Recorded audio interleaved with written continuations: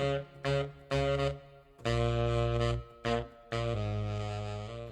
Wargamers, today I want to talk about Tau Piranhas. So I have my Index Xenos 2 book here. Let's take a look at how these change for 8th edition, how you might want to field them, their strengths, their weaknesses, and everything like that. Before we do that though, I want to say thanks for watching. If you like this video, if you like my other videos, go ahead, hit the like button and the subscribe button. That way you won't miss any of my upcoming unit reviews, battle reports, or 8th edition hobby videos. Cool. Alright, so let's get started.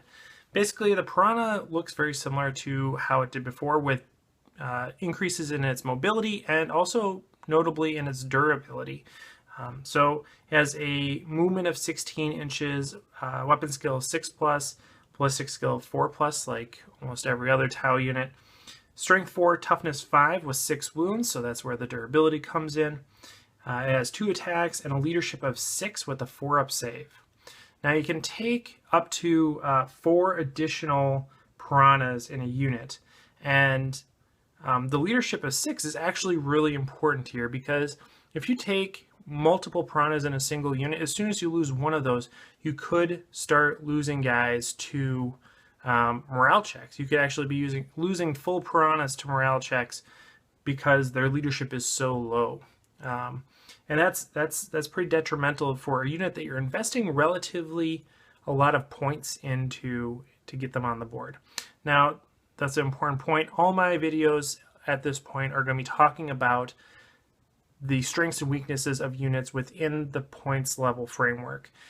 We'll do a different video at the end of this series once we've gone through all the different units in the index, looking at how things might change a little bit once you start using power levels. So just keep that in mind. This is about points efficiency and how good things are for the points. All right, moving on. You can either take a burst cannon or a fusion blaster on a Piranha, and then it comes equipped with 2 gun drones. Now, if we look at basically the strengths and weaknesses of the Piranha, it's actually very low firepower for the points. If we're looking at using a burst cannon on there, you're not really getting that many more, you're actually not getting nearly as many burst cannon shots or pulse shots compared to an equivalent number of Fire Warrior units.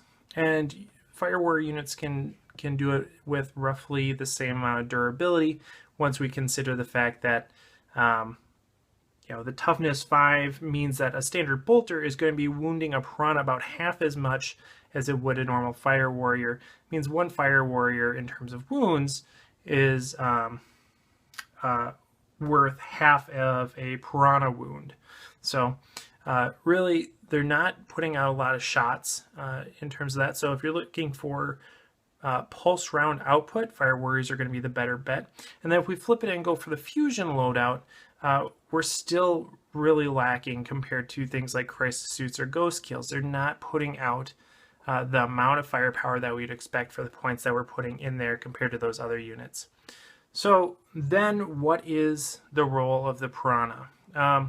And the things that really make Piranhas attractive is their ability to be a Tau presence all over the board. And that's the same thing as previous editions. Piranhas have always been able to zip around the battlefield and have a board presence, control the board, zone out enemies in ways that other units maybe aren't able to do. And that's true here. So the 16-inch movement allows you to zip this guy up, do some screening for deep striking. That's a major asset of this, is you can use it to control an area and prevent enemies from deep striking onto your line with having a Piranha up front. It also can be a little bit of a speed bump for enemies that are salting up or charging forward. They probably are going to have to deal with the Piranha first, and that can either speed them up if they make their charge, or hopefully its durability will tar pit them for just a round and cause them to disengage and not be able to shoot the following turn. So they could be a little bit of a roadblock for assault armies that are coming up to you, and that's good. Potentially an additional use of these guys that requires a little bit of a new train of thought for a lot of Tau players is that this is a great unit to have do your charge for you. So if you take Farsight and want to actually charge into a combat, a Piranha can be a great way to absorb that Overwatch. You don't have to worry about a Piranha really getting taken out because it does have 6 wounds, and so it's pretty low priority for a lot of people to take out a single Piranha. But if it kind of lurks around on the battlefield and then scoots up to where it needs to be when a Farsight bomb is going to charge something, it can absorb a lot of the Overwatch for you and let your Farsight and whoever's coming with him charge in unencumbered, which is actually pretty nice. You know, normally we would recommend using something like a Devilfish for this, but this is much cheaper. This is a lot cheaper than a Devilfish, and it can do things that Devilfishes can't do, or you'd rather not have Devilfishes do. So I actually kind of like this. Now, in terms of its other, broader scale implications, would you always want to bring Piranhas?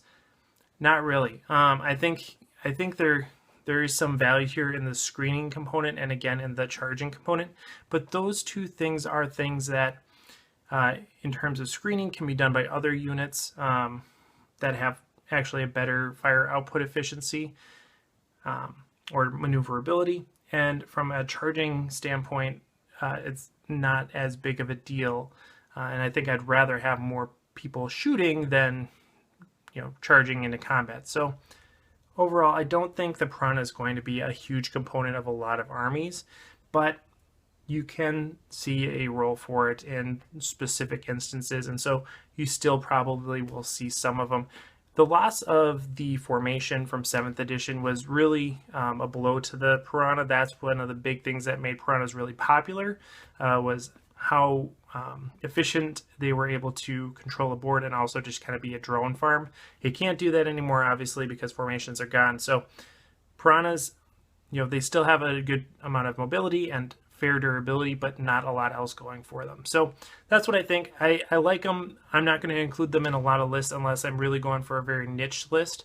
But other than that, they're okay. So let me know what you think in the comments below. And of course, happy wargaming.